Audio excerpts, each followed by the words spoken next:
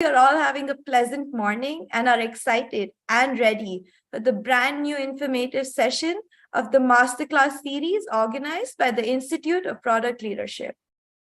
Before I start today's insightful session, let me give you a quick introduction to the Institute.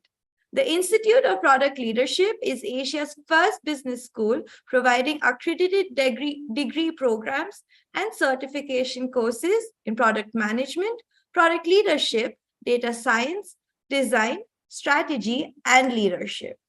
The Institute has partnered with 3 universities in India and the University of Houston in the United States.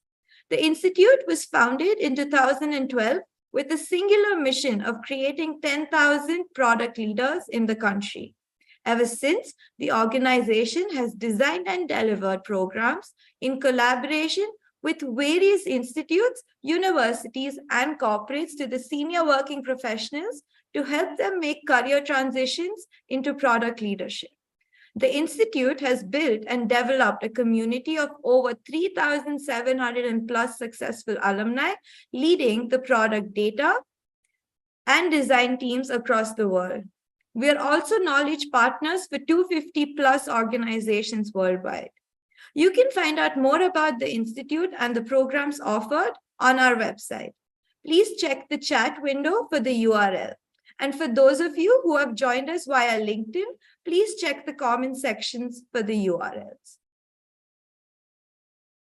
Today's session is titled Product Journey, Vision to Roadmap to Retirement. Once our speaker for today presents her insights, we'll open up for questions. Please keep your questions ready for the Q&A session at the end of the session. You can post your questions on Zoom in the chat section in the Q&A box. This session is also being streamed live on LinkedIn, YouTube, Facebook, and Twitter. So viewers on any of these channels, please feel free to post your questions in the comment section and we will share it with the speaker. Do not miss out on this opportunity, guys. Engage with our esteemed speaker with some good and intriguing questions. All right, then. Let me kickstart the session by welcoming and introducing today's speaker, Ms. Gomati Garware. Gomathi was most recently the head of product management at TraceLink, running the company's highest revenue generating product line. She is also an advisory board member at the startup platform. Good morning, Gomathi. A very warm welcome to you. We're thrilled to have you with us today. I hope you're doing well.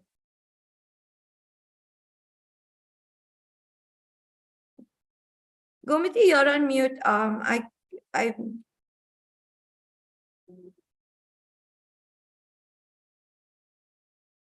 Sorry, guys. Let's just wait for Ms. Gomathi to join us.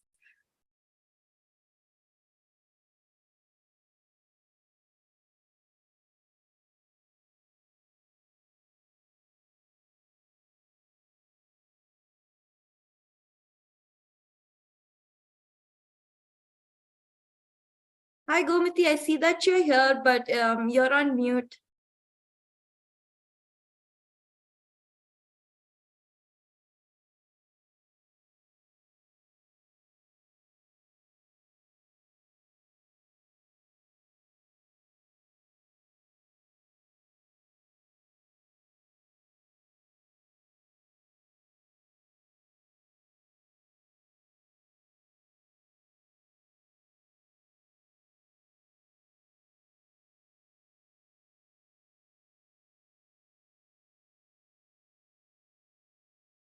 Hello, Gomathi. Good morning.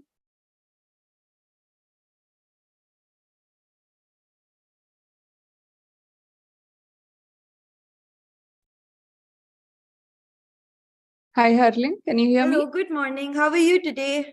Good morning. Thank you so much. And extreme apologies, Zoom got hanged, so I have to restart it. Oh, I understand. Technology can be like that sometimes. Yeah. So thank you so much. I was surely able to listen to you, but couldn't speak. So I just kind of dropped and rejoined. Thank you so much once again for a quick introduction. And yeah, I am, of course, very happy to be here today with IPL, being an IPL alumni, and conducting a masterclass today. We're also very glad to have you here. So I see around dozen of participants, which is great. Saturday morning, people are kind of joining here for learning us from product leadership, journey and roles. So before we get started on what we want to talk today, and I just want to quickly or slightly detail introduction of mine, where I would be talking for a minute, not more than that, and we'll quickly jump on the masterclass. So good morning, everyone. It's a really nice Saturday morning here in Pune, at least some rain and some sunshine, so makes it beautiful. So who I am, of course, spending more than 2 decades in product industry for product management and product development. I is executing major 4 pillars in this journey. And one of the major pillar, of course, is product, for which I am here today, where in my recent role as a head of product management, I was in managing more than a dozen of products in my portfolio, where me and my team created around 12 to 18 months of roadmap and strategies, and executing those strategies for end-to-end product lifecycle. The other one comes as a team leadership, where I have hired, coached, and mentored a lot of product managers in this role. Stakeholder management, one of our key pillar in any role, either you're a program manager or a product manager. Stakeholder management comes with a very niche requirement for, not niche, sorry, but very important requirement, I would say, where we have to make sure we manage our customers, partners, stakeholders, and leadership executives. So that's one of the key skills we will require as we grow. And the fourth and very critical, of course, is communication, where you have to be very sound in making sure as a product leader, you are very clear about your roadmaps and strategies, and communicating that to your customers, partners through webinars, sharing the roadmaps, and making connect with the customers and partners and building a relationship. So those are 4 key pillars which as a product leader will always have to execute. And today what we are really going to talk is about, of course, what Harleen just introduced, like product visioning till retirement. And the fun part comes on the latest side of the presentation or our masterclass. So I would say stay tuned, because retirement and sunshine is something where people are always curious, and we'll talk about that. So one thing which I want us to do is not really to just listen. I want us to, before we start, I want every one of us to at least take a pause for 30 seconds. And we'll do this most of the time. After every slide, I would say we can take a pause for 30 seconds. And reason being, when we talk about the product, right from its start till its sunset or new launches, what I want is to make sure, let's start thinking about one particular product in your mind, or one particular challenge in your mind for now. Okay, it might be for yourself, your family, community, society, country, or even world. So there is one particular challenge which you kind of think is most critical for you today, and you would like to have a solution for that, which is ultimately nothing but a product. Now, I would say let's think for a second about any product which you have in your mind, and how would you solve it? What would be the solution for that problem? That is what I really want us to think for a second. And Harleen, meantime, should I go ahead and start presenting my screen? Yes, of course. The stage, the screen is all yours. Okay, I'll go ahead and can you please allow me? Yeah, you should be able to share your screen now.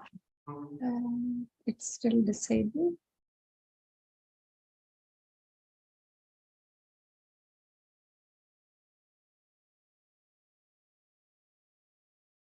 Okay, let me try one more time. It still shows it as disabled, host disabled.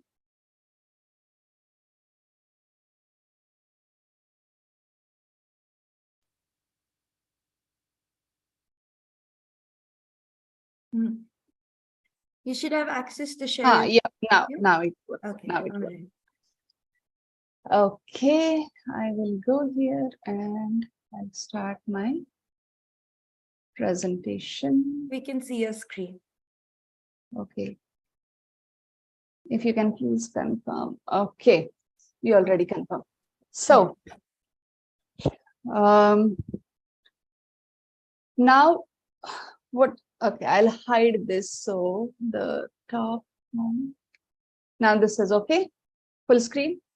Yes, it's great. We can see your slide on the screen right now. Okay, and here you go. So, as I said, like let's start and think about a challenge. And please write down that in either your notebook or a notepad or PowerPoint, whatever you have. What I really want is whenever we go through each of the slides, I want to align what we are learning in this slide with the product you have in mind. Okay. And it is okay even you write one line, but I want you people to really write something which helps you to start a product thought leadership. The reason being, when we close this masterclass, I want all of the participant really at least to take some percent with them how the product lead thought process should be and how product leaders should start having, or you as a next product leader should have the thought process about the entire product visioning and product leadership and how you're going to design. So at least write one line after every slide, and we'll talk about how we are going to do that. So all in all, we all know like what a product is.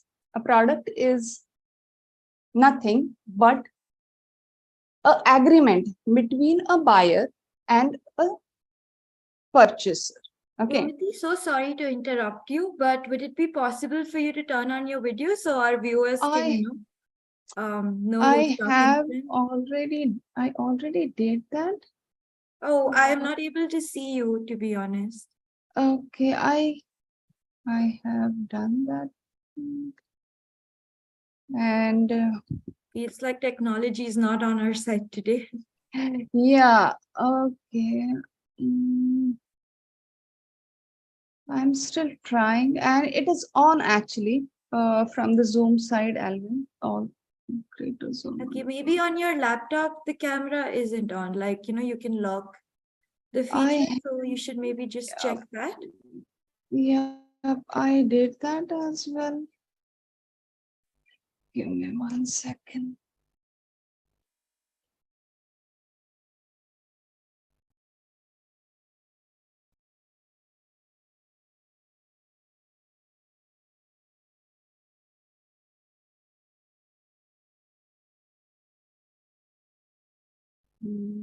It just doesn't allow me.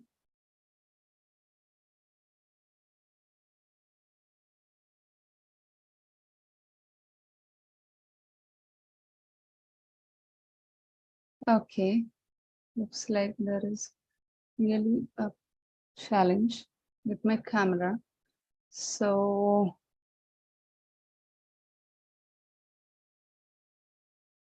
I am sharing back my presentation. What you would like me to do, Harleen, right now? Oh, that's all right. Then we can maybe look into that later. I think you should just go ahead with your presentation. And I was just letting you know that it wasn't on. But if you're facing some trouble, that's fine, I guess. We can just, yeah, we can Yeah, continue. I'm sorry to interrupt. no worries, no worries. Even I'll try if I can meantime, but since I'm kind of now sharing, unfortunately, I'm not able to make the changes right now because of the screen sharing. So I would love actually to see myself, but I don't know. So, That's all right. Yeah, okay, go ahead. I'll just go ahead. Mhm. So what I was talking about is what is a product? It's actually a contractual agreement between a buyer and a purchaser. Now, this can be a software, a technology which we purchase. A commodity is also a product, actually. And even a service is a product. Now, many of us, especially in IT industry, we think like service industry and product industry, or service company and product company, which is a very natural thinking. And it is true.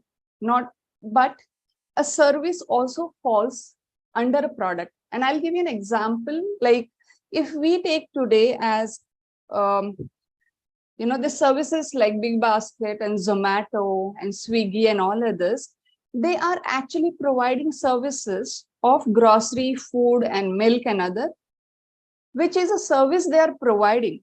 But that falls under the product which they have, through which we as a buyer, which is a contractual, where we have given our information to them, and we have certain contract, we have paid the money, and they provide a service. So that product is actually helping serve that company to give us the deliverables.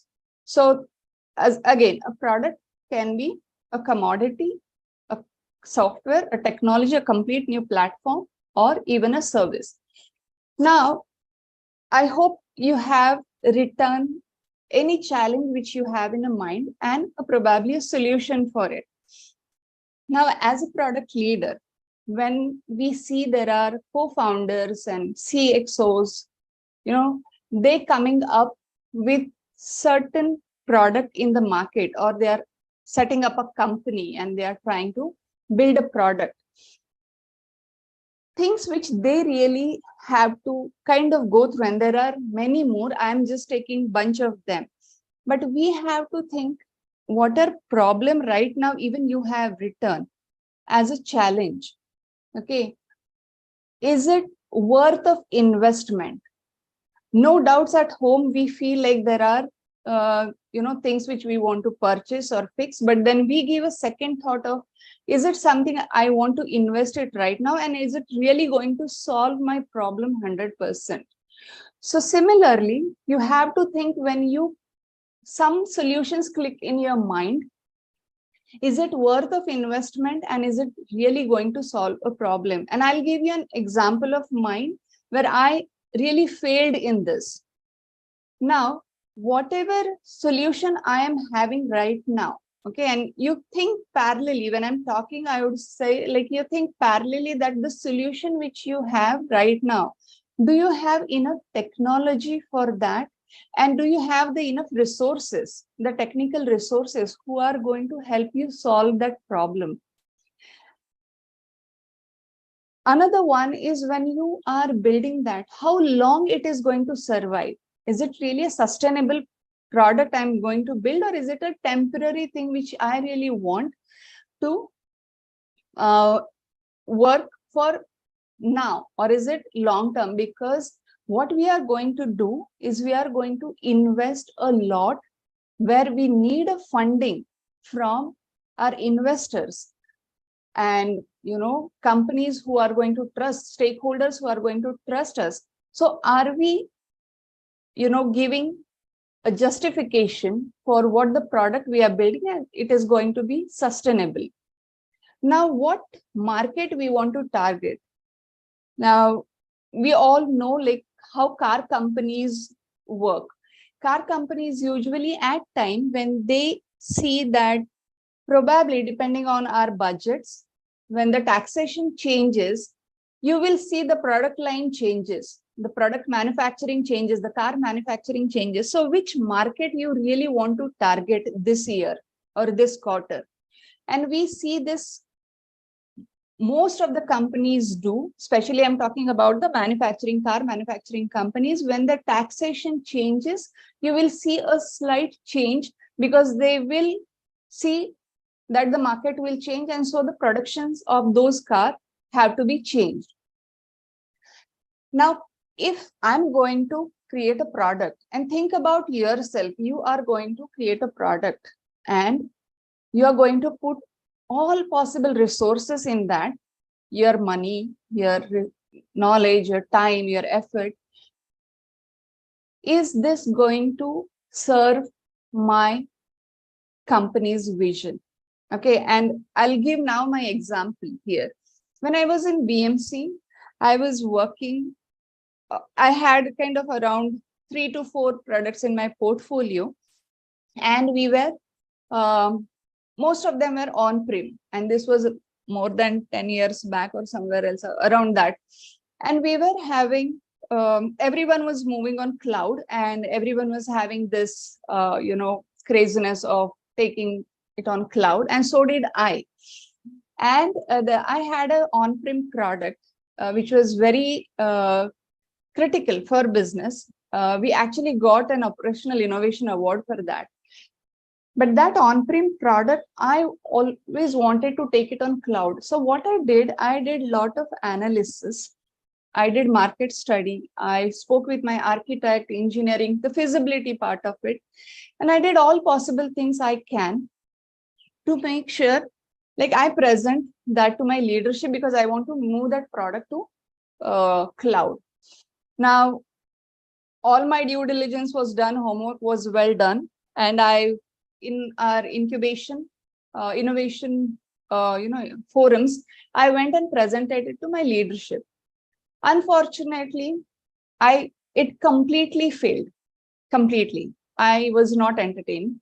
So of course I felt bad about it, but thing I learned here is, and this will talk again in later slides, is we have to align what our vision is with our company's vision.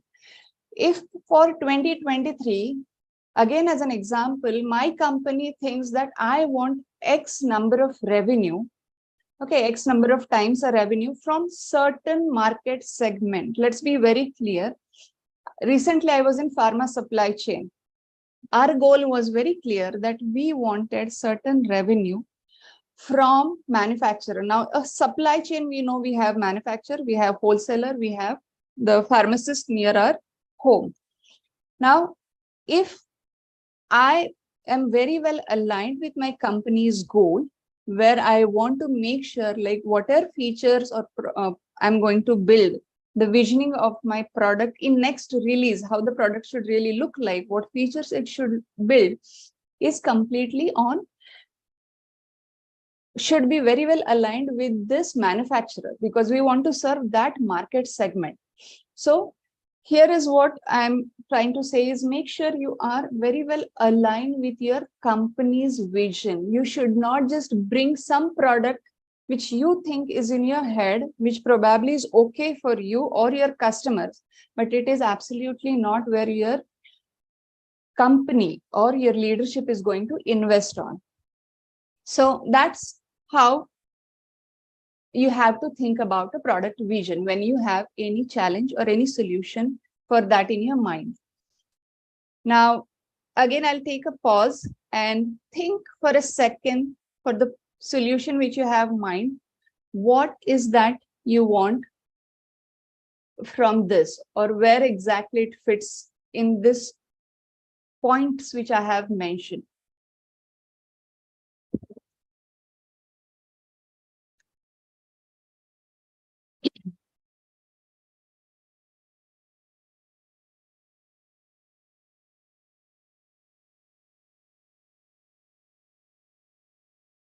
Okay, Arlene, my camera, it shows on. Actually, the light is on, but somehow the zoom is not showing me. Are you sure your camera's maybe not covered or anything like No, that? no, no, not covered for sure. No, no.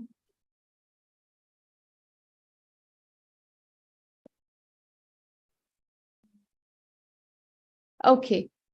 So moving on, again, I hope participants are aligning at least the thought process of the points which I have mentioned with the solution they have in mind. Now, of course, none of us can really verify you, but with a trust, like, please have that thought process kicked off because it will help everyone.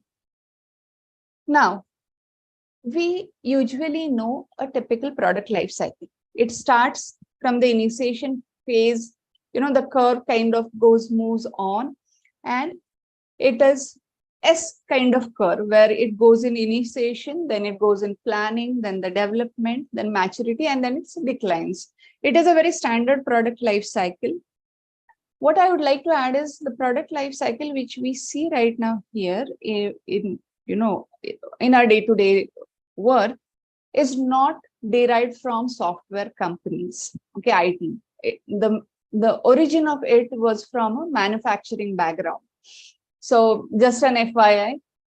So we are not going to talk about that for sure, but the product, what we are going to talk is how we are setting the strategies in these phases. And once you have a vision, you are clear about the things which we just talked about, and now you are probably going to start applying the strategies as you move from one phase to another and one stage to another in the product life cycle. So what you do, and again, I'll give my example as we talk. When I was having the thought of taking the product on cloud, I worked with my communities team and we floated surveys to our customers and partners to take the pulse.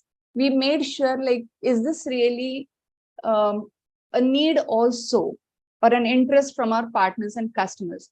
So I did the market analysis. I floated the surveys and we brought the data. We made sure we analyzed the data very well. And the pulse was pretty positive, like, okay, whatever analysis I'm doing and whatever I'm thinking, like, yes, it should be, people are okay with this idea. So basically a market analysis. This is one type of analysis I did. Again, there is a lot which goes, and product to product, it differs. Industry to industry, it will differ. So basically the first stage is you do an analysis.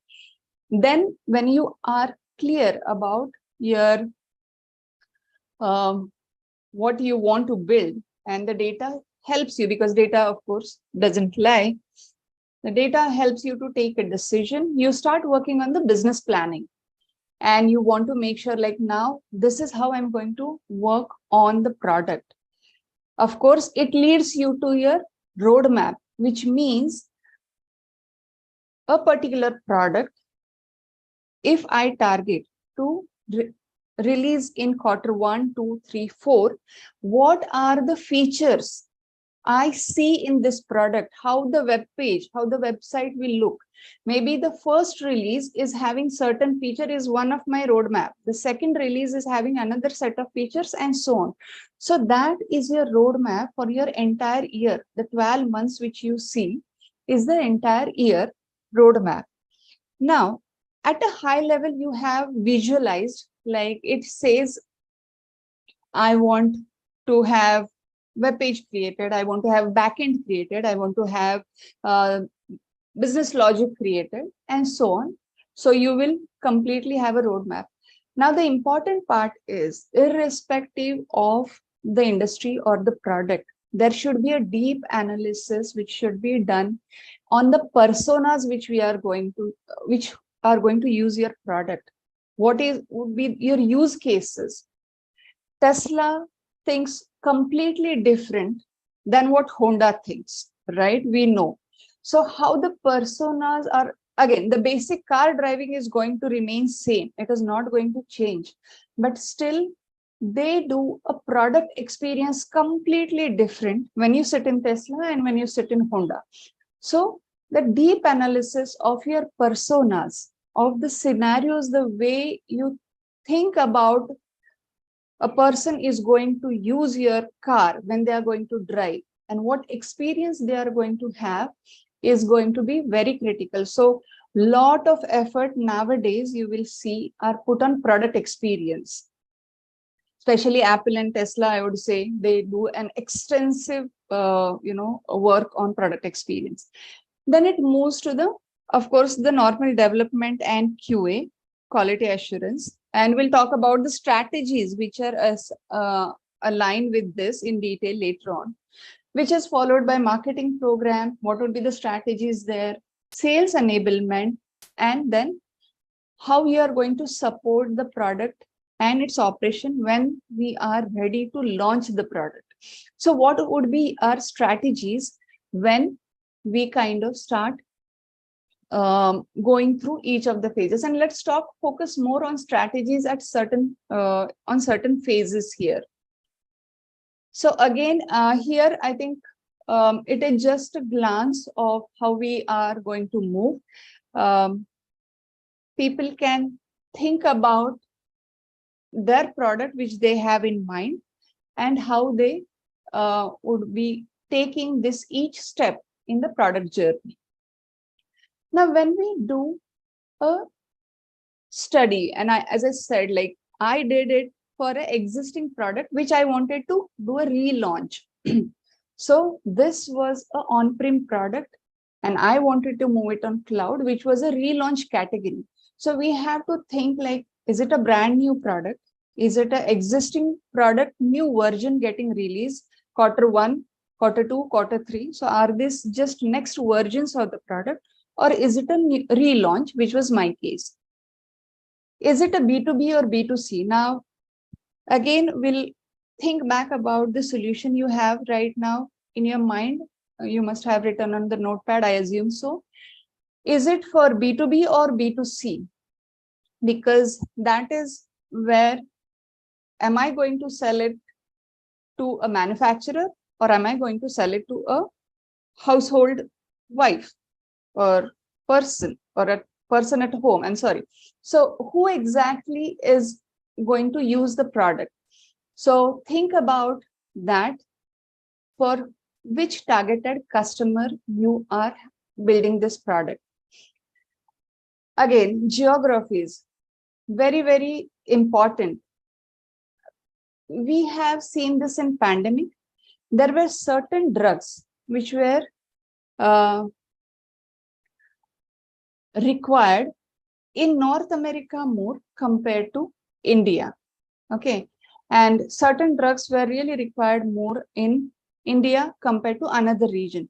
So when a pharmaceutical company has to take a decision on the product they want to create, okay, Dolo, we know, we all have experienced that in pandemic, had got maximum manufacturing in India. So depending on the geographies where you are and where the demand is coming from, your product manufacturing or product launching will vary. Segments, again, we talked about this Honda car. We know Accord as one of the luxury car, and Brevo from Honda is a small car. Now, which segment you want to target will completely help you to decide what product you want to launch in 2023 or 2024. Competitive analysis, we usually go and do a strength and weaknesses, what we call it as, we try to come up with the competitor strength, and then you do a weaknesses as well. The strength and weakness analysis, what I was trying to say here is, there are certain things I would recommend here when we do a competitive analysis. Please be sure that you, of course, come up with the strength and weaknesses of your competitor. But please, as a product leader, never ever get into a feature war, which is very critical. What I'm talking right now is very critical. Never ever get into a feature war. There are two reasons why I'm trying to say. If you're already a market leader, we know probably big market leaders, okay, what they try to do is they will never get into a feature war, because their number one responsibility is to make sure they are retaining their brand value. Okay. But if you are, second part, if you are not a market leader, then what should happen ideally is you study the strengths, you study the weaknesses, build your features which are aligned or more competing with their weaknesses, and then market yourself accordingly. So I know I'm jumping directly on few things, but when you do a competitive analysis, I would surely say that this is what you should always do, that do not jump into war features. It doesn't work at all. So do a well analysis of competitive analysis, and then build the features which are weaknesses of the market leader, and then go to market in that strategy. That's how you should do your product visioning and road mapping. And the last one is, whatever product you are planning, okay, make sure you have technology available which will support your product vision. So is the technology really available? And I have seen this when we build product on new platforms. There are many times, especially the IT folks will realize that there are times when they do not get that support from the platform, and they then try to create some patches and workarounds on that, and then you try to move ahead. So is the technology really helping you for the product you are visioning, the product which you want to build? Now again, let's take a pause for a few seconds and think about the solution which you have, where exactly it is fitting. Is it a relaunch, B2B? Are you doing right competitive analysis? And which customers and markets you want to put that.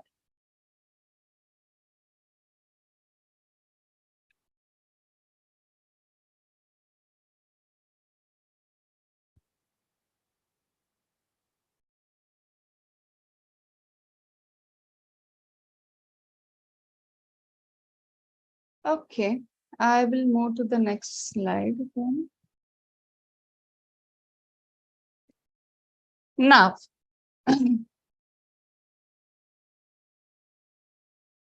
opportunity against strategy. What does this really mean? We are having a lot of thoughts in our mind when we design a product, or when we kind of start working on any product, and we see a lot of features we can build, or there is already so much of demand coming from customers, partners, stakeholders who really want so much of enhancements in our product. I think this is very well aligned with every product which we are working, the existing product. Okay, I'm not talking about the old, the new ones. So if there are products which are existing, and you will see a lot of customer and customer facing folks asking for new features one after the other, those are all your opportunities actually. But what you have to think about is this something we are going to do or not? And trust me, as a product manager, as a product owner, and as a product leader as well, the one key thing which we all know is you have to learn to say no more and less yes. So there will be a lot of opportunities in front of you for your product, but what exactly you will do is depending on the strategies which fit at that given point in time. Now, as I said, my example earlier, where was I really aligned with my company's strategy? I was not, and that's the reason I never got funding for that product. I couldn't move that on-prem product to cloud. It always remained, because though there was a value add, I was thinking the customers voted for it. but my company didn't want it because company had a bigger vision than me, and I was not aligned with my company's strategy. And hence, though I did all my homework well, unfortunately, I didn't succeed it. So number one thing, please remember that your product strategy should be very well aligned with your company's strategy. You going up and just delivering it never works. Okay. Now, there are other strategies where you will see that these are existing product and you are kind of releasing them one after the other, one after the other, one after the other to the existing customer. Now, what happens if you are very much focused only on these opportunities which you have? You see a lot of demand coming and you kind of keep moving year after the year, release after the release. But what will happen if you are not focused on what is coming in the market? And then there will be some disruptive technology or some disruptive, a company coming up with some disruptive product where it can kill you. So you have to be sure, if you keep doing same thing for year and years and years, probability that you will fail in long term is very, very high, because somebody is going to come and disrupt you. So you have to keep a tab on what is working and what is not working for a long time. So that is one of the strategy, though you see a lot of opportunity and feature expectation from your stakeholders. Now, when you are building a new product, okay, and it might be now relating to the solution, which I'm kind of again and asking the participant to think about a solution, a product in your mind. And if you want it to launch, okay, and you want to build it, how you are going to basically take it to market. This is called as a safer strategy. Now, when you know that this is kind of product I want to build, where you will sell it, you will either sell it to the existing customer or you will sell it to the competitor's customer. That is the most safest strategy. And you will see that I'll talk about this in IBM is a good example of this. So when you try to build a new product, okay, who are your customers whom you want to introduce and sell it is either those are your existing customers or those are your competitors' customer. This is called as a safer strategy. However, there are companies like Tesla, they take very high risks. However, they get very high returns as well, because they come with absolutely disruptive things. And we know Elon Musk, he will always go with new customers, new segments. Either we have seen his n number of companies where he invests and where he builds, right? So there are leaders who come up with a complete innovative product and they target different customers, different segments, and they take a challenge of high risk, but they get a high returns as well.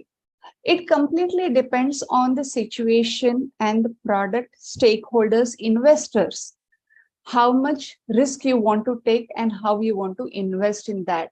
So if you want to have a complete innovative product, which are going to be for new customers and new segments, be sure that you are taking very high risk and you either get a high return or you do not get a high return. But I'm just giving example of Tesla because it is always kind of a successful one. So now taking one step back about the new product which I talked, okay. There are two companies where I have seen when we talk about new product, especially I was in IBM, and when we build a new product, we target existing customers. That is called a wallet sharing strategy. I'm already getting 100 rupees from my customer's wallet. I want 125 rupees more from him.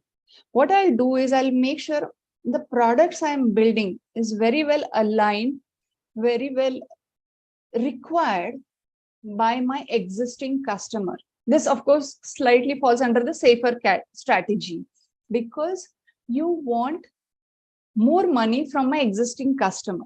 And hence what you will do is you will kind of build product which are for existing customer, or build something new on the existing product for my existing customers. So it is a wallet sharing strategy, a safe strategy for my new products as well. Whereas we see Google Maps, when they created that app or product, okay, it wasn't targeted for custom users like you and me driving car every day on the road. It was targeted for a very small set of customer, and that was a very niche segment. They targeted with maybe Uber, Ola kind of drivers, where they started Google Maps there, and then they expanded it. It's a niche segment and a niche strategy where they started with very small thing, and then they gradually expanded it. But it, of course, went very successful. So it depends on which strategy you want to apply for your product when you start your business plannings. Okay. And please make sure, like, these are certain set of strategies which I'm mentioning. Depending on industry and company, it will vary. So test your strategy against the parameters I'm mentioning for the opportunities you have, because it will help you to take the right opportunity for your product. You are not going to just take all the features which are requested for the sake of building. Okay, you will be very thoughtful when you start thinking about the strategy. So yeah, please think about that.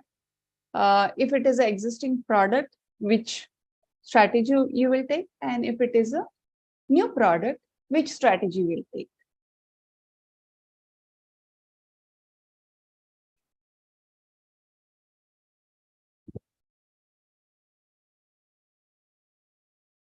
Okay, now coming to a product manager's everyday life, what happens to us? We have so much of conflicting priorities every day.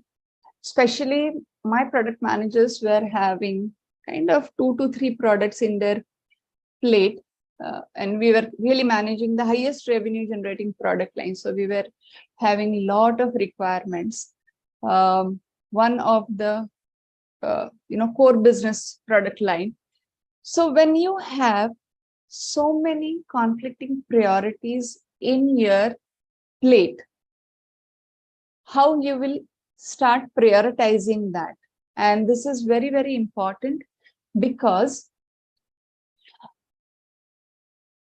it will help you to make the right decisions. Trust me, when I was setting up the product management department, we struggled a lot.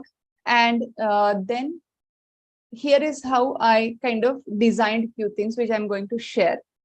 Now, what I talked earlier, of course, is make sure if I have a product, let's take, I have a very, high revenue generating product, and it has very high demand, a very high requirement coming from all the stakeholders. And I'll give you an example again. We were pharmaceutical supply chain. So our core business is to make sure the pharma products, which manufacturers like Pfizer, Merck, Abbott, all these big giants are manufacturing the pharma products. Okay. They want to make sure the entire supply chain, their pharma products are well tracked in the entire supply chain by the complex systems we are managing and building for them. Okay. Now, my company's target or goal for this year is to make sure the maximum revenue I should get from manufacturers. Okay, they are the big player in the markets in my supply chain. I want to get the highest revenue from this manufacturers, and I have to make sure that they are compliant with all the necessities which the compliance require. Okay, the country compliances require. Now, what is my goal as a product line head? My goal is to make sure for the product which I am having the highest demand, highest requirements coming in and the feature demands coming in, I have to make sure every feature coming in, is it really aligned with my company's goal? Is it really serving the manufacturer's need, or a pharmaceutical, the pharmacy near my house who is going to, of course, use my product, is he going to use, or a manufacturer is going to use? Clearly, I have to be picking up the features which are required or benefiting more manufacturer, because that's my company's goal. So whenever you prioritize as a product manager, whenever you prioritize your features and requirements, please make sure it is aligning with your company's goal. No negotiation there. Okay. Then there are certain methodologies which we design. When you have a requirement coming in, make sure what impact it is going to cause for your existing customer, for your new customer. Okay. So if there is a very high impact, the feature is going to add for your existing customer or new sales, yes, it has to be taken. Otherwise, it goes on the lower priority. How many number of customers are asking for that feature? You will have 100 of features in your backlog. You cannot serve all of them even in 1 year. So what you will do is you'll make sure that you have number of customers as one of the parameters to think about, okay, there are 10 customers asking, the weightage of this is, of course, more compared to the other one. Then comes your estimation. Make sure you work very closely with your engineering and architects that how much of effort this feature will need, because that is where you give a seat on table for the engineering as well, the technical folks. And if it is really achievable in one release, fine. If it is not achievable in one release, you have to make sure how you prioritize it. Are you just going to do analysis or development and so on? So please make sure you have engineering on the table when you take decisions as a product leader. So the few of the other key parameters which I'm trying to add here is, if there are any data integrity issue. We all know data, and many of those on the LinkedIn and all other forums, data is kind of next oil, we keep saying. So if there are data integrity issue with your customers, or because of your product, the data integrity has to be on top priority for you. If there are security issues because of our product, which are causing security issues for my customers, yes, that is your priority. In my case, okay, it was a pharma supply chain. Government has very strict regulation and compliances on any pharma products which get sold out or we buy in, right? Even India government has that. So if it makes my customer not fit in compliance, and this will differ, of course, then that is also one of your parameters. So think about the parameters and methodologies which you will consider when you give a numbering for the priorities while prioritizing your features. And that is very critical for a product manager. Now, what happens here actually is what I talked is all really, really facts, because we have to make sure always a fact-based decisions. Amazon CEO, ex-CEO, Jeff, he clearly said, and I very well kind of align with that. Like, if you have, let's say, somebody comes and asks you that, hey, Gomati, these are 10 features we want, and these are really, really important. Please try to take it, few of them on in next release. And then I think, okay, I'll go ahead and take it. Unfortunately, it doesn't work, trust me.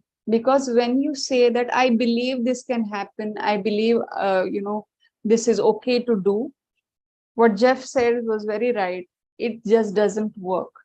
The fact-based decisions which you will take, they rule out the hierarchy, complete hierarchy, because there are certain thought processes which may be running for a long time, but it just breaks everything else. So make sure you are very clear on the data points, the facts which you are gathering, and then you are giving right numbering to the feature. You are rightly prioritizing your backlog, because this will help you when you go to your customers, business people, leadership, engineering, everyone else.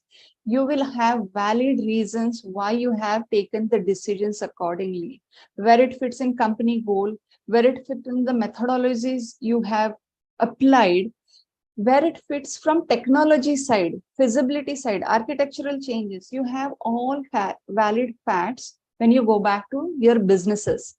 So you will be much more safer. And that is how you always make sure you prioritize your conflicting features or conflicting priorities coming in your plate. So again, folks who are listening and who are experiencing this in their office or work every day, just think about it for a while. Just write down how you will align, or how you'll prioritize, how you'll give number 1, 2, 3, 4.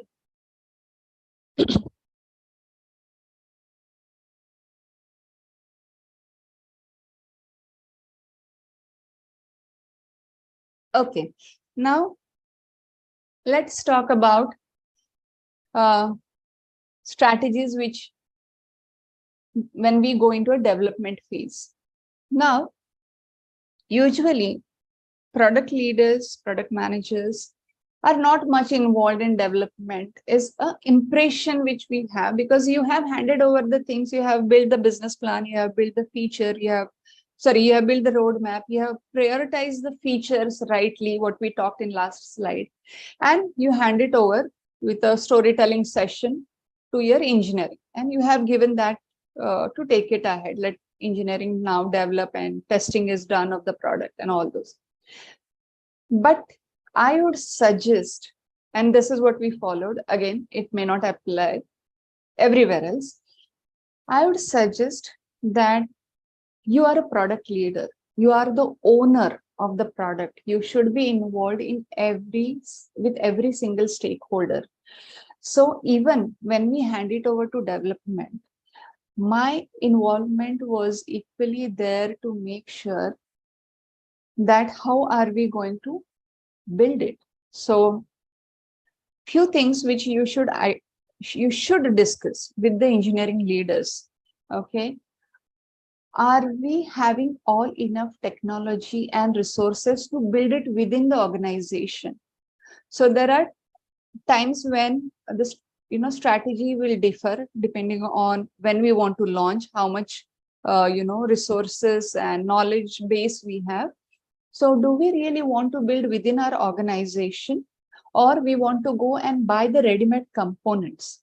Now, there are chances like certain part we know and certain APIs we purchase, and then we kind of build that. And probably, that is one of the thing where there are times we kind of just buy the components and integrate that with our product. So we deliver the product faster to the market.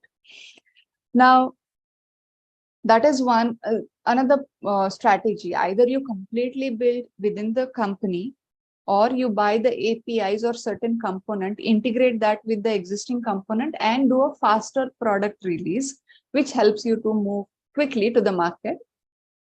Or you contract it to another company where you partner for the development. So it might happen that you develop the core part within the company, and the supporting part are developed by the contracting company. Now, again, you might not be completely involved in this or the owner of this decision, I would say, but you should be involved in these discussions and strategies which the engineering is taking. Reason being, again, I'll come back where you have the ownership of a product. So are you going to build? Are you going to buy? Are you going to partner? Now, what happens? There is one more strategy which at times has kind of failed in product launches, okay, where what we do is we put all our resources in everything we do. Okay, now there are times, and this is slightly different than the existing product development I'm talking. Okay, there are times when we are, let's take, we are building some new product. Okay, and we have resources, we have skills, and we start putting everything else in that product development. This is the high risk strategy, I would say, where you are putting everything in the new product development and probably you are sidetracking your existing product development. It is called as a poor allocation strategy. The reason being, you are slightly pushing back on your existing product where you can get a hit on. Then make sure you do not put all your resources, all your knowledge, or your skills in just building one new brand product. So do not do the poor allocation, putting everything in one product. You have to have a wise allocation where you make sure your existing product have the required resources, required skills, people around it to keep moving on. And for the new product, you have to make sure you allocate certain percentage. Do not allocate everything else and start developing that product. So do a wise allocation of your resources. That's what I was trying to say. So make sure the development strategies are for existing product. Either you build an organization, you buy the component, or you partner with someone else. Or if it is a complete new product development, make sure do not do a poor allocation, which is assigning everything on the new product. Do a wise allocation and make sure how much percentage of your company resources you want to put there. And we'll talk about this in one example. I'll take it in later slide. So again, think about it for a few seconds. The solution you have right now written in your notepad, how you would like to go, and what would be your development strategy for this.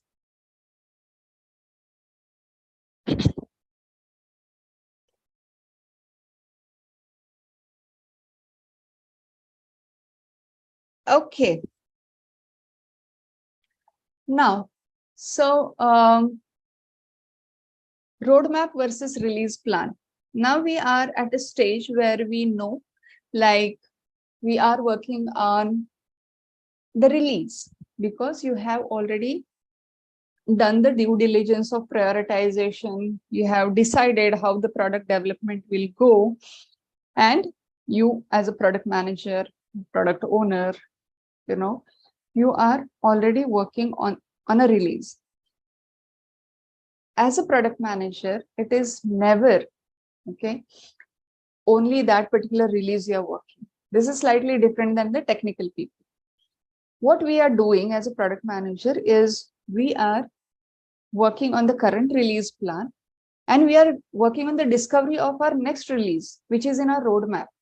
Okay, so it is always an ongoing cycle for us that you are working closely with your engineering folks here and other stakeholders. We'll talk about that in that release, for that release. At the same time, you are working on the discovery phase of the next releases, which are there in the roadmap.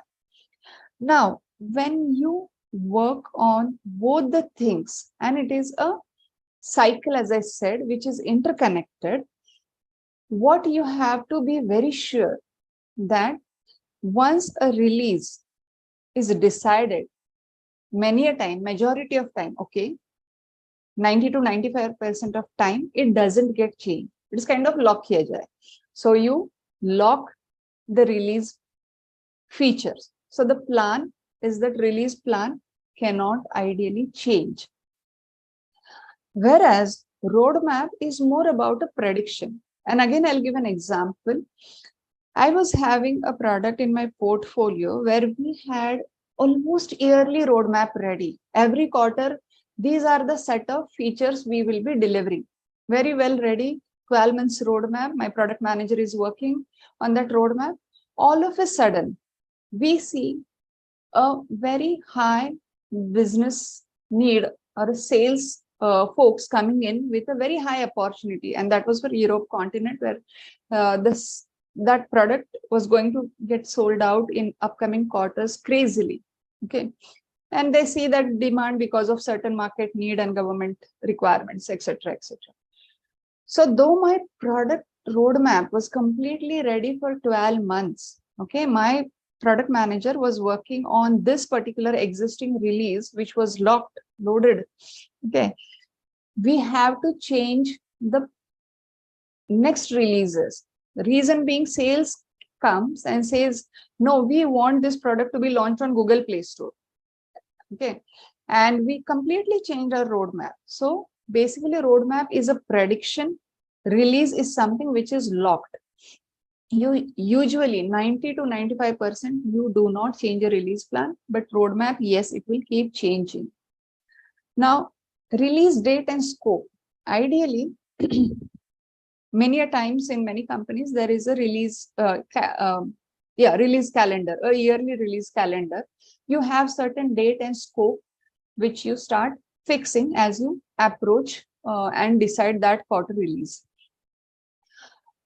Now, most of the time this will not get changed and should not get changed. The reason being, you have communicated that to your customers.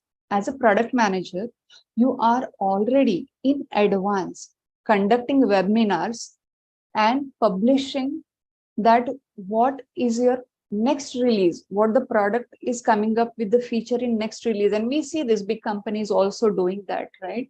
So most of the time you will not see the release date and scope getting changed, because it is a kind of a commitment the product leaders have given to the customers and market, that we are bringing up this product or this feature in the next release or next quarter.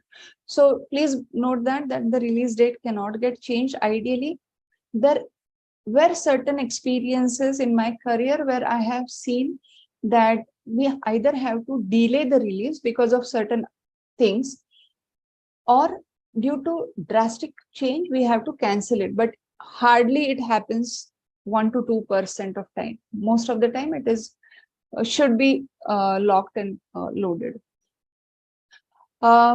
Business plan, again, which includes your roadmap. It will remain in progress. It will keep changing. What I see right now for Q4 of 2023, it will get changed when I reach Q3.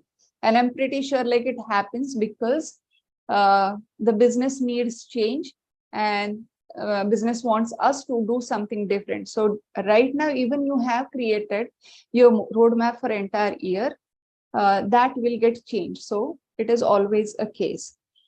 Whereas release plan, most of the time, release plan can be treated as a project, a small project. And it, of course, doesn't get changed majority of time because it is approved. So what we do is, when as a product manager, you have decided certain features you are going to take in this release, and you are going to accomplish it.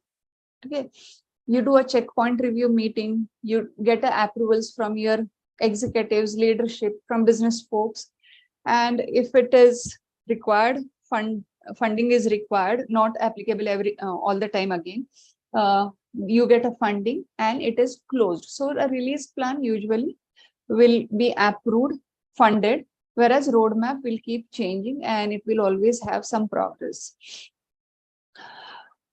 Your roadmap, again, when you do a 12 to 18 months of roadmap, or you contribute at year level, if you are not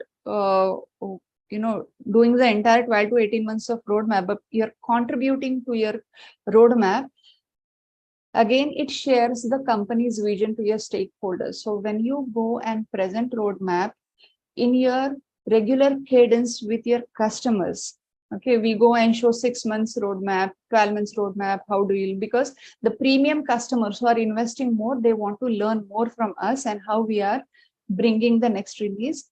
This is a commitment which is going. So please be sure that when you are communicating a release plan, you are pretty confident.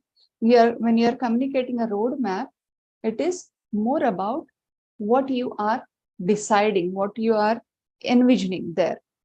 So this is what I was talking. There are two things a product manager is working. He's working on the existing release and he's working on the next release, which is in a roadmap. Now, this may not immediately align with the challenge which you have noted in your notebook, but it is just one of the things in the life cycle I want to take. The other one is pricing and packaging. So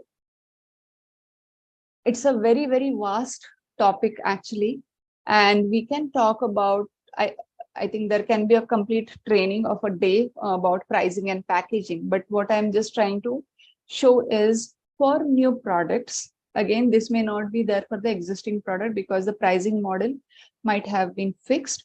But for the new product, think about this again with your solution in your notepad. Do you want to go with a subscription based, which is what we do with a Netflix? I have a login, I have a subscription. I sometimes watch Netflix from my mobile or from my television. It's a subscription based, it's a usage based. As a company, we work on AWS cloud. So what services I'm purchasing from AWS is the usage based. Enterprise based, again, we know Microsoft, they come up with a complete package. Windows install comes with the Office as well, and so on. So it's an enterprise based modeling. There are times when I have seen literally pricing going just per feature as well. As an example, I'll give, we had a very case management product. Okay, I was working and we had a AI enabled one, a chatbot. Now, if we really have to add a pricing for that chatbot, of course, it changes. Without chatbot, the pricing varies. So I have seen per feature as well, the pricing can change. So it just depends upon the AI enablement. And that was old one, not now, but it was a few years back, I would say. So the pricing was changing if we enable bot or we do not enable bot. Okay, depending on impact is one of the thing. Again, estimating your profit. Okay, very, very critical. Because when you do pricing, this is one of the factor where you say that your profit ideally should not be your revenue. It is revenue minus expenses. And many of time, I know all of us talk about revenue, ARR, annual recurring revenue. We have so much, and we predict this much of revenue for 2023 and next quarter, and so. Or in QBRs, we hear from leadership like we generated so much of revenue. It is not a profit actually. Profit is always a revenue minus your expenses. So the pricing has to consider this factor as well. It is what revenue the company is expecting and what are your expenses, number of resources, technology, licenses paid, etc., are all your resources, expenses, sorry. So that is how there are different type of pricings and different type of packaging when we sell a product. Okay. Now there is one of this, I just added it, that there is estimation software for non-IT. I don't know how many non-IT folks are here on the call, but there is an Eagle View estimation where, and it checks through kind of a high view it has, and it checks certain parameter and gives you an estimation. It is one of the software which helps you to fit a solar panel. Okay, so I just added it as an example for non-IT, but there are different softwares and different pricing and packaging methods which we can think about when we have a new product launch or we change a product category to a different segment, or we relaunch it. So these are certain pricing the way you can think about pricing. Now, again, think for a second which one you want for years, or maybe it is completely not applicable as well. Okay, now while the development is going on, a product manager is working on the existing product release, where he is making sure he's attending Scrum meetings, checking the sprint progress, how the product development is going on. He is equally working on the next roadmap, but he's equally working on with different stakeholders. One of them, of course, if required, is the pricing, finance team. The second one is sales enablement. Now, we have dedicated support functions, which are sales, marketing, pricing, which is finance and all of that. So they have their own core expertise. As a product manager, I'm not going to go and do a sales work. But yes, I am here to make sure this is one of my milestone in my release cycle, that I am helping and I'm enabling my sales folks to make sure that I teach them the product knowledge well. See, they do not know product, they know market. We have to understand this difference. Sales folks know market better, they know product less. We are here to make sure we help them enable with product knowledge. And that is where we have to make sure we give them right trainings. Okay, we gave them right materials to make sure that they go and pitch in to the customers with the correct information for product promotions. So we are here to enable them. We are not here to do the sales job, but to enable on the product which we are launching or relaunching or new release. So make sure you are training them, you are giving them product demos. Okay, this is one of the core things I would always expect, because we need to, as a product manager, we need to be very, very, expert in using our own product. So play with your product, present that, give them demo, and help them enable and promote your product to the market. You have to make sure which, market, again, you want to talk as same thing what I was talking. If I know I want to, this quarter, my features are mostly for manufacturers. I am not going to serve for a wholesaler or a retailer. You have to clearly help the sales folks understand that they have to reach out to a manufacturer. They cannot take this product release and demo that to a wholesaler. It would be a failure for them. So make sure you help them understand which portion of market they want to go. Okay. You should, and important, okay, make sure you enable sales folks only with the current release. You do not talk about the roadmap with the sales folks. Roadmap is something which I would say always a product person has to do, because sales folks are there to promote and sell the product which is either existing or max very confident coming up. If sales starts talking about the roadmap, which will pretty sure that it will change, then we are giving wrong information, or wrong would not be a correct word, but we are giving some information which has a high probability to change. So please make sure your sales folks do not present the roadmap. It is you as a product person who want to present the roadmap, because it will completely change and you have the visibility where the business will come from and what will change in your product.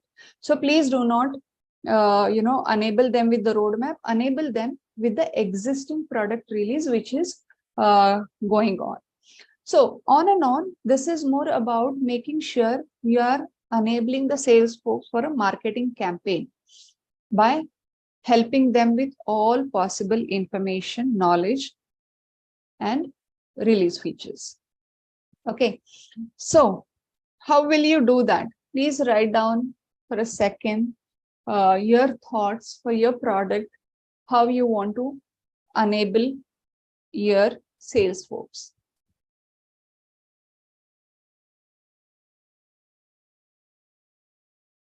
Now, next comes your another key stakeholders in the product release is your go-to-market plan. This is your marketing team, maybe called something different in your company, but at times called as communities, or they fall into the marketing category. But make sure that you work with them. Again, you have the ownership of the product, so you have to make sure that you are involved and you are making sure that all these avenues for your product are well ready. Okay, so when you go and work with sales and marketing, you are making sure they are well ready with this. So what you have to do is, if you are going to target again a manufacturer, okay, are your marketing folks leveraging that channel partners rightly? Okay, there may be times when you will have one-on-one connection with your customers directly. There are times when you will go through a channel partner with them.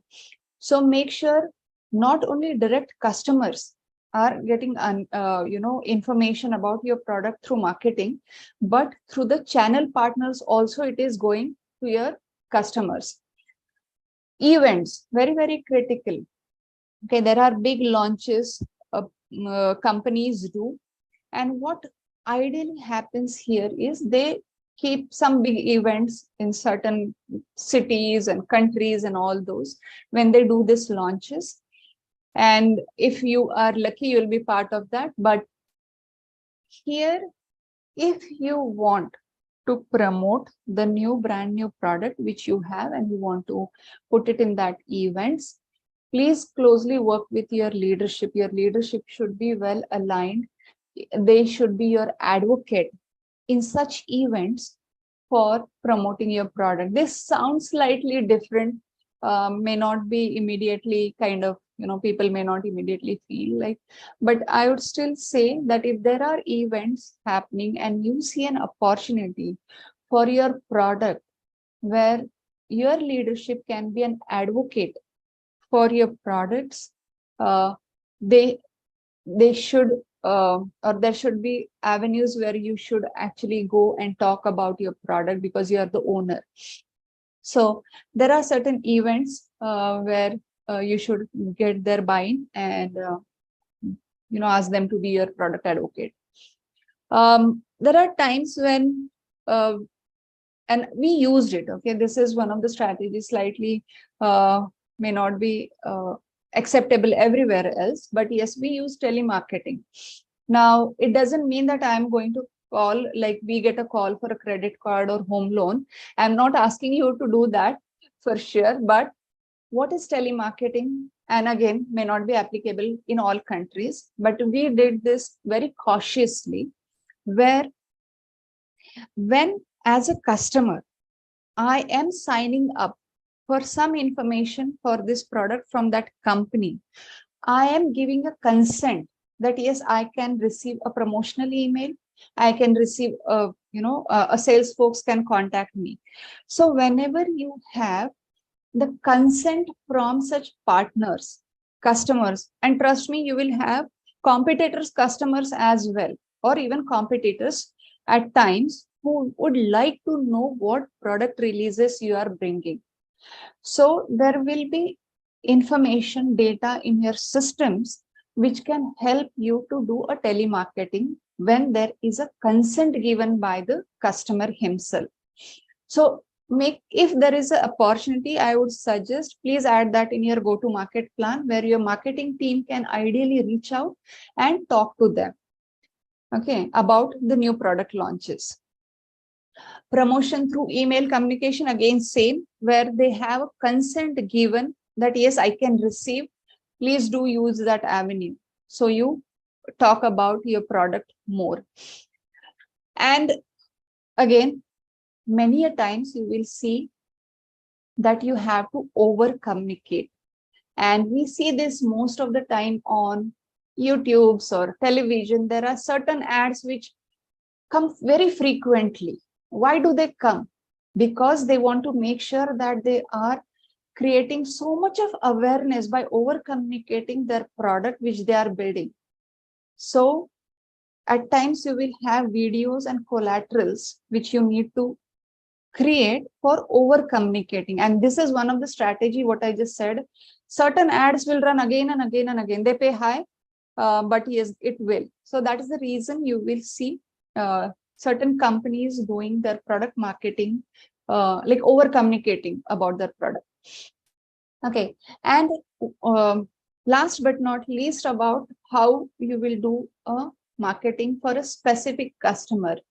There are times when certain customers are slightly different than the generic ones, and make sure your marketing team is customizing with those features which are really required for them. And this is where your, as a product manager, your role will come in, that you have to educate even your marketing team to make sure if there are certain specific customer who were looking for certain features, make sure your positioning examples have that already mentioned. It will just help to trigger the need which they were, or trigger the requirement which they were already asking for. So that's how you can contribute to a marketing plan. And again, think for a while how you want to do that. Would you like to use the telemarketing, emails, videos, collaterals, university trainings you publish freely on, small demo trainings which you publish on your company website, and so on. Now, coming to a stage where you are very, very close to a product launch. Okay.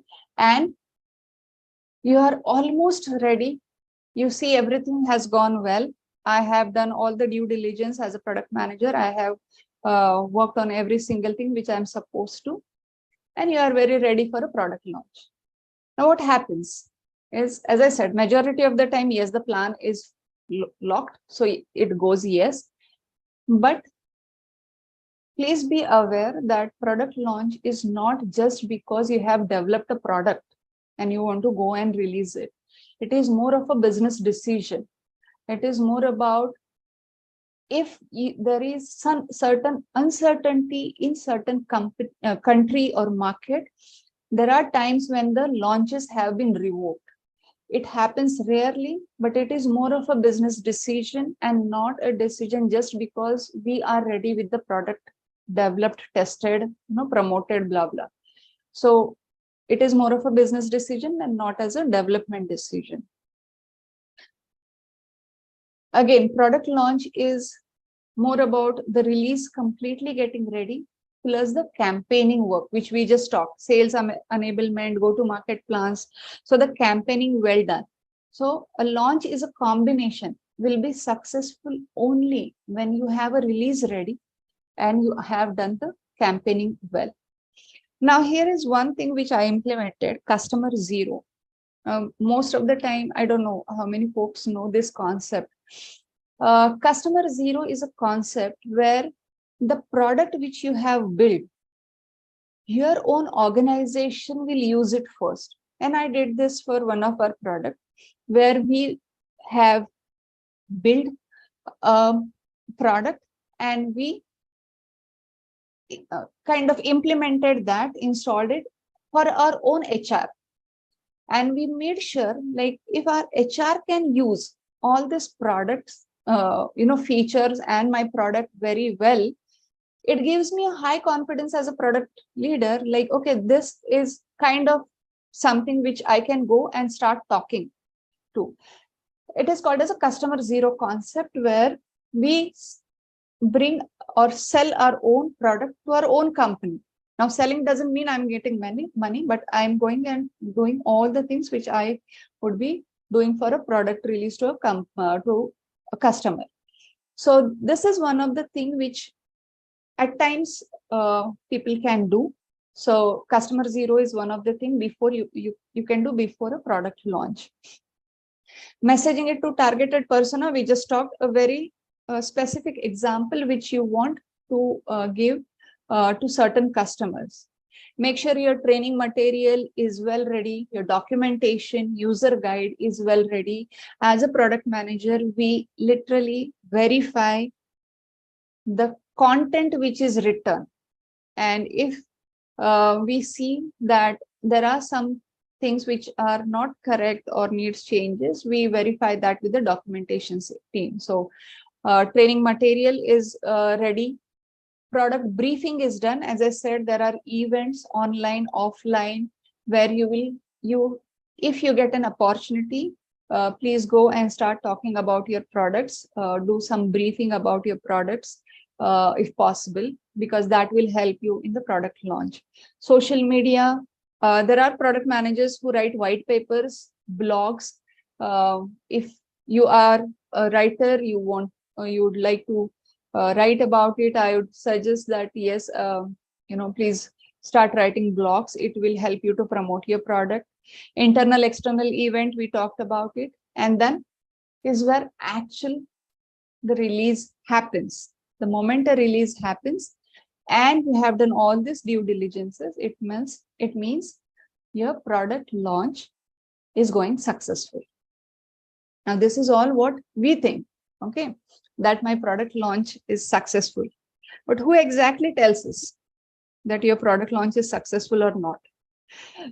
So those are your KPIs, key performance indicator, which really tell you that the launch which I worked for a quarter or 2 quarters or 4 months, how much successful it was. So these are some indicators which ideally we should start monitoring every time when we progress from one step to another, even after the product launch is done. So what are your internal ones? Okay, let's talk about the internal ones first, because that is more aligned with what we were just talking. What is your defect rate? Again, the formula will differ.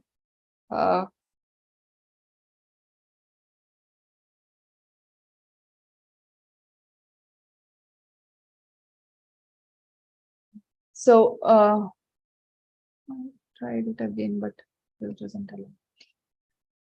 Okay, so again, the defect rate, this will completely vary on the size of the features you are building, the formula which a team might be having, but most of the time it helps you for a quality product release, which is your defect rate.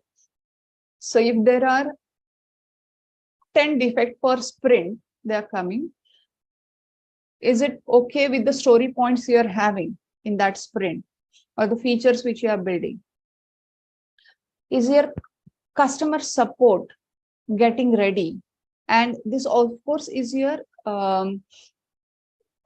can be there after the product launch as well. Okay, because if your customer support is well trained with your product feature, okay, how many calls they are getting after the launch has happened, how much support we need to give to customer when the partners are implementing, when there are certain features which are not working as per the use case a customer wants.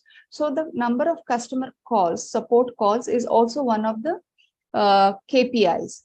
Development velocity, most of the time this slightly will differ terminology again. It is more about in one sprint, if my developers or my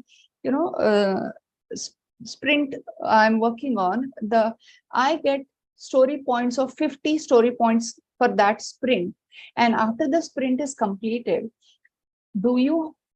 have you completed all 50 story points, or you are less or more? So either less is committing less, and more is over committing. So it is more about how your story points which you have given for that sprint, your Scrum team has given for that sprint, and how much you have achieved is your development velocity. And development doesn't mean only development, it is QA as well. So the testing also includes. Marketing programs we talked about. One of the milestone are the marketing teams getting ready with all the necessary things they want to go and talk about to the customers. And sales productivity. So how much we have enabled, how much sales we are seeing on the new product launch, how much what I would say is a pulse which a sales folks are getting, which they are predicting, can be one of your key indicator. Now, what are your external ones? Revenue retention. Of course, every company would like to make sure like we have retain our revenue. At the same time, how much growth we see after this product release or this feature releases. User engagement, how many users per session, how many users have newly registered is your user engagement. Profit we talked about is revenue minus expenses. Is the profit increasing for me after the product or a new product is launched by the company? Market share, very critical. We see XUV kind of cars, Mahindra probably having the maximum market share in XUV compared to the other XUV cars. Can be a case. How much market share a company is having in one particular category? Okay. Customer count, pretty straightforward. NPS, CSAT, we all know, net promoter score a company gets.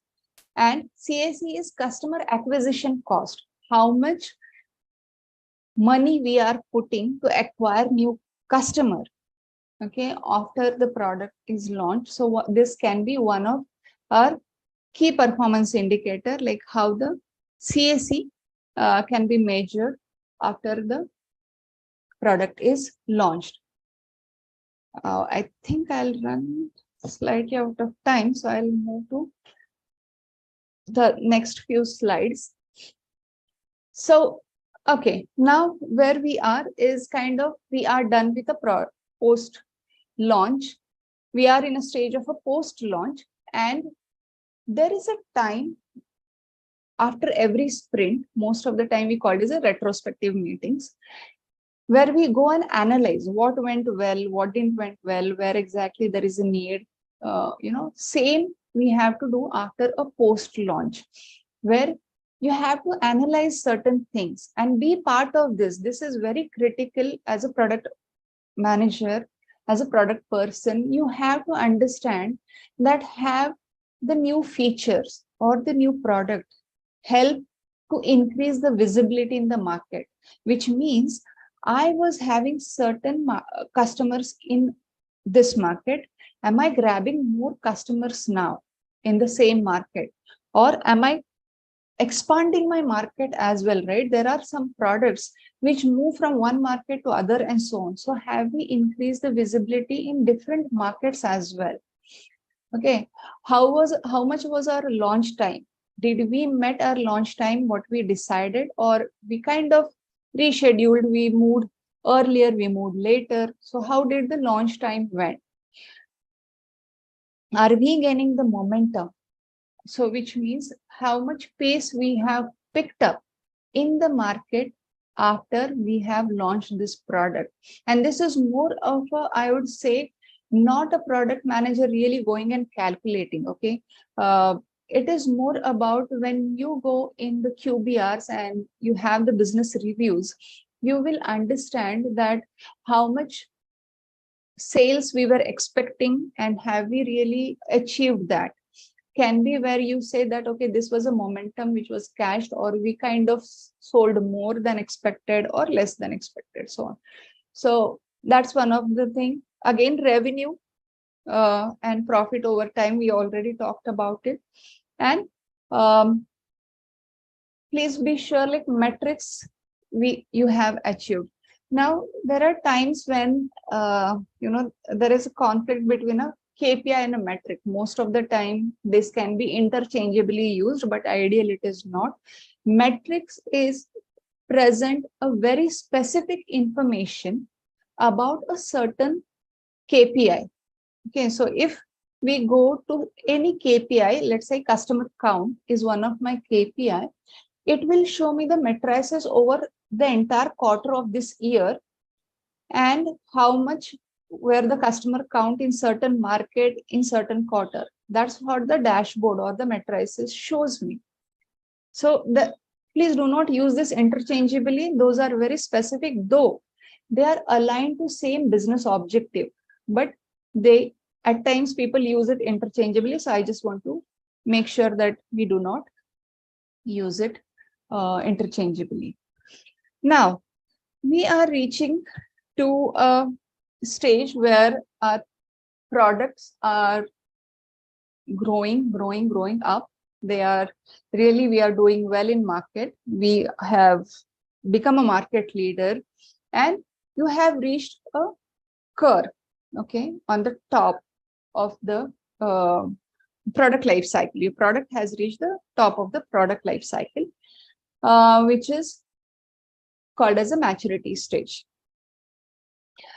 Now, most of the time we see that we call this as my product is completely mature because it has achieved the goal which it wanted, which means it has achieved the revenue, the market which it was targeting.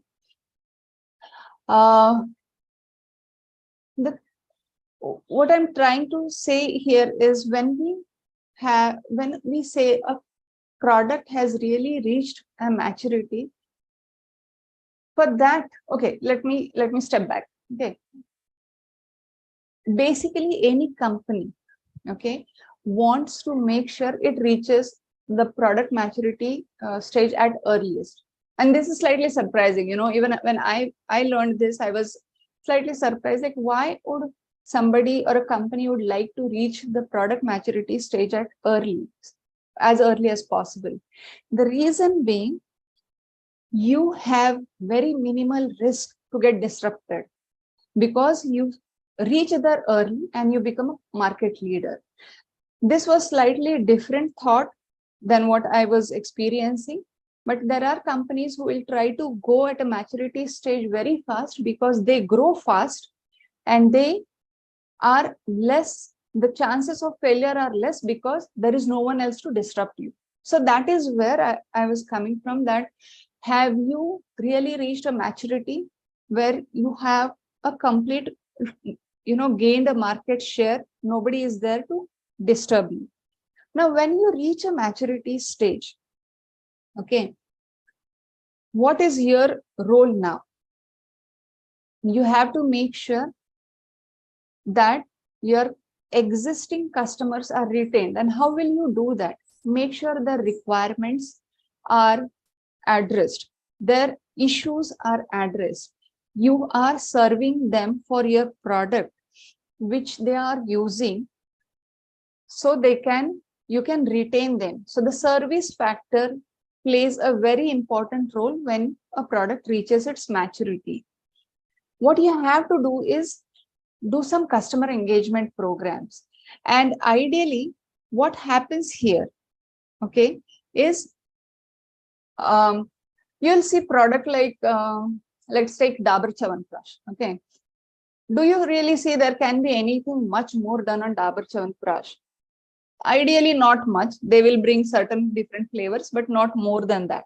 So what a company does in this stage is they will bring some brand ambassadors, maybe Amitabh Bachchan, maybe someone else, and they start making sure that the brand ambassadors are helping them promote and retain the customer. They are there to make sure they engage with the customers. So when you reach at a maturity stage, you are already a market leader. Make sure you serve them uniquely. You bring the engagement program. There are discount kind of offers. So that is where the retention part comes in picture. And that is where you say that there is not much you can really do in product, but yes, there is something else you can do to make sure you retain. Okay, so it's more about now credibility of what you have gained, you make sure you retain it. So the customer percentage goes higher and higher, because now you start becoming more of a brand product. Okay, now I think last few slides. Okay. Now, ideally, once we have reached maturity, then we see certain times the products are retired. Okay. And yes, they are. Our goal as a product leader ideally should be no retirement. The reason being, we again, let's give an example of Microsoft, who of course started killing their own products, which is also called as a self-killing. So we used to use IE6, 7, and then later on they started, they stopped supporting it, and then we moved on new, Internet Explorer versions and so on. So most of the time you will see companies can do a self-killing. So they launch their new products or the next part of the product. So when does this really happen? And there are other companies also doing. So here you see this curve, this S curve, that this is where you are at a maturity stage. Now, if you do not use this as an innovation window, okay, then for sure this is going to retire and you'll have a product sunset. What companies are really doing is making sure they are using this innovation window, this phase as an innovation window. There are companies like Google and others who put 20% of their resources, time, money, techies to bring new product. Google Chat came from this innovation window, which you see here. So they never went for a retirement of Gmail or Google as a platform, what it started serving, different, along with email checking, you have a GChat enabled within itself. Now that was coming from this time frame. When they reached a maturity stage for Gmail, they started working on the chat app, and then they embedded that in the Gmail kind of thing. So ideally, our goal as a product leader should not be a retirement of a product. You have to make sure you start bringing new things within the product. Facebook did this. Okay. When Facebook reached a maturity stage, they clearly what they did, they started doing small product release per segment. One of the things which they did was they started giving emojis in the video call. Okay. Same Amazon did. Amazon reached a complete maturity stage of e-commerce and supply chain. So they went to Amazon Prime. Either you go to a different market, you go to a different segment, which Facebook did, Amazon with a different market, or Google use this innovation window for a GChat, which they embedded in the mail. So ideally, our goal, as I said, product leader, is make sure what next you can build in your existing product and invest your resources. Again, we talked about the poor allocation and wise allocation. Invest your resources accordingly. 20% is one of the standard ratio companies are investing the resources in new innovation. Okay, now the actual sunset, when it really happens. So, Harleen, this is just 2 slides and I can then take a pause. Okay, so when does a sunset happen?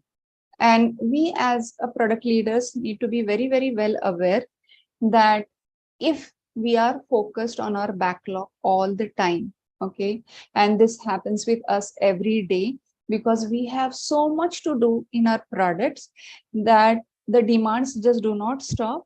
And what we start to do is we start just releasing tons and tons of feature on the new product. And unfortunately, we miss to research or bring something new to market. And we are only focusing on existing product, our existing backlog. We just want to make sure this features and this requirements and this bugs in my backlog should get released somehow in one release, two release, and this year I want to make sure my backlog is cleared. As a product manager, your probably goal would be like that. But please be sure that if you only start focusing on what you have in play, somebody will come and disrupt you. Somebody will come and kill you.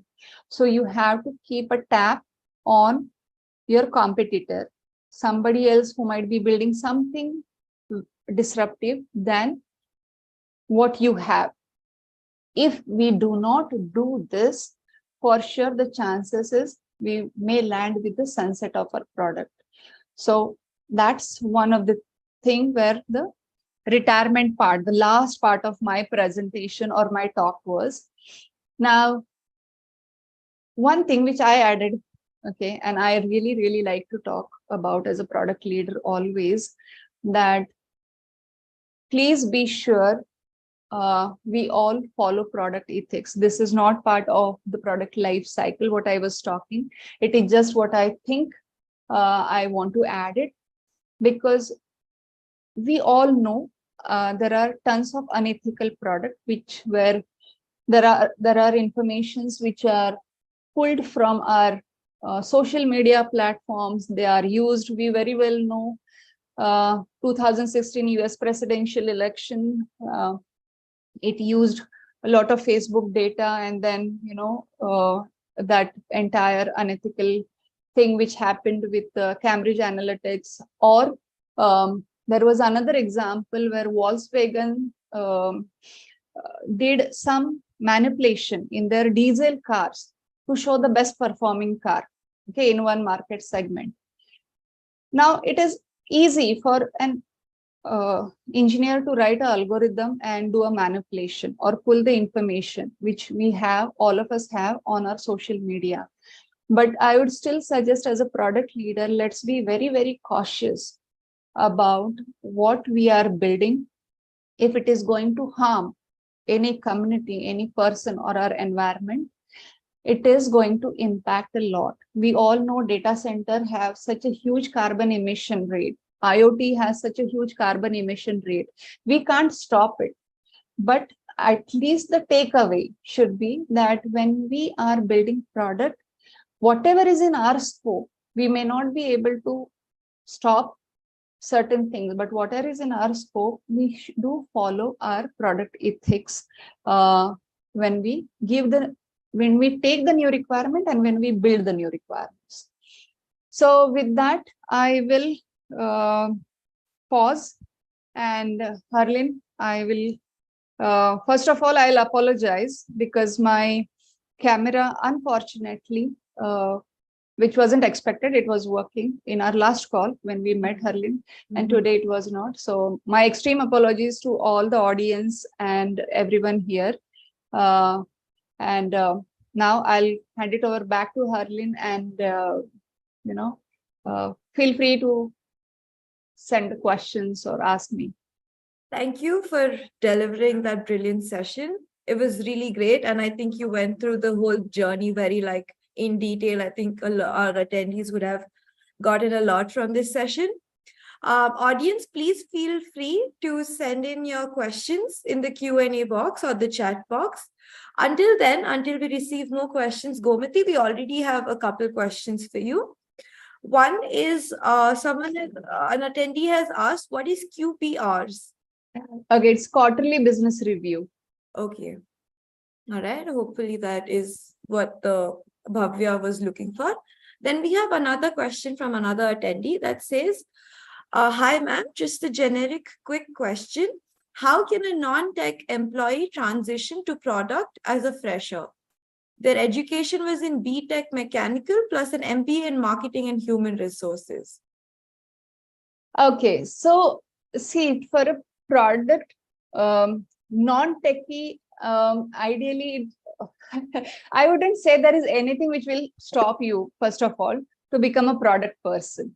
Okay, so it is completely welcoming. Even if, and I have seen this, I have hired consultants and developers, okay, who were coming from different background. We completely encourage them.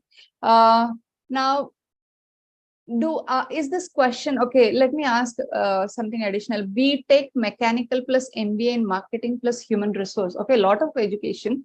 That's good to know.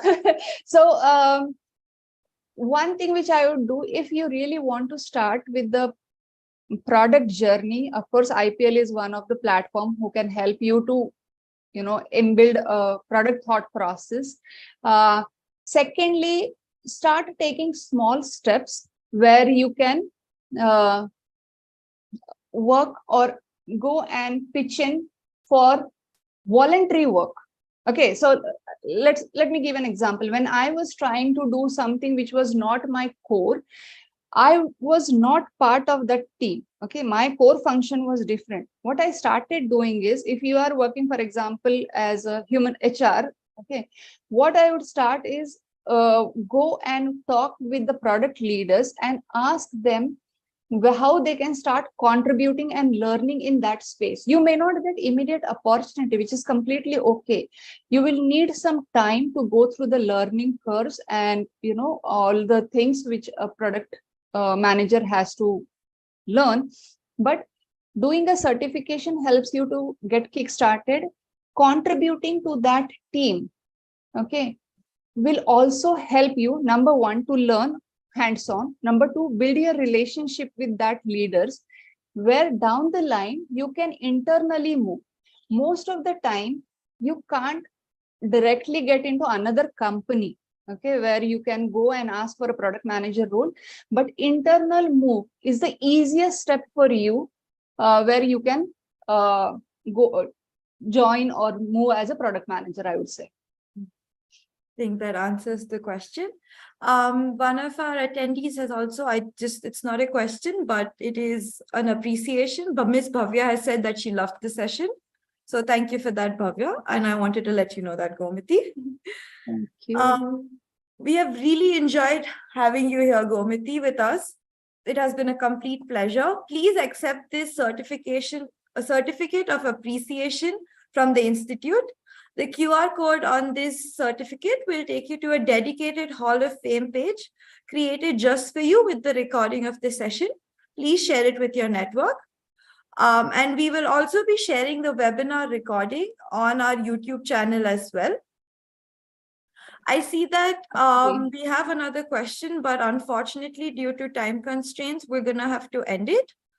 Sorry, any other questions that we have? Maybe you can, get these answered in another session. Okay, or you can reach out to me on LinkedIn. I can help you, Arun, there. Okay, Miss Gomati is kind enough to do that. So people, please feel free to do that, as she has now said that. Awesome.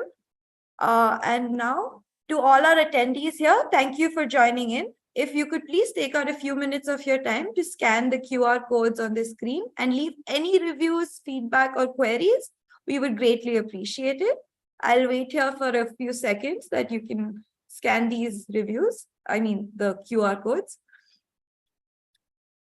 Okay, and one thing before they can do this parallelly as they are scanning the QR code, I just want to ask about to the participant, and then they can just reply over the chat yes or no, that were you able to take a product in your what I was asking, basically to take something on the notepad or notebook and start aligning what we were talking. Can you just give a thumbs up of if you have, it helped you at least to have a thought process? Rare participants are raising hands. So I think they did. Listen to your instructions and do it. Okay, because most of the time the webinars don't allow participant to talk, but I just want to make sure they were doing it. Yes. Okay, that's great. Well, finally, I want to thank Ms. Gomati and all our attendees also for giving us your valuable time. And I hope that everyone today has had a fruitful session. And I look forward to hosting you in the future. On that note, I will end today's session. Thank you, everyone. Have a great day. Thank you, Thank you so Gomati. much. Thank Thank you. you so much. My pleasure. Bye-bye.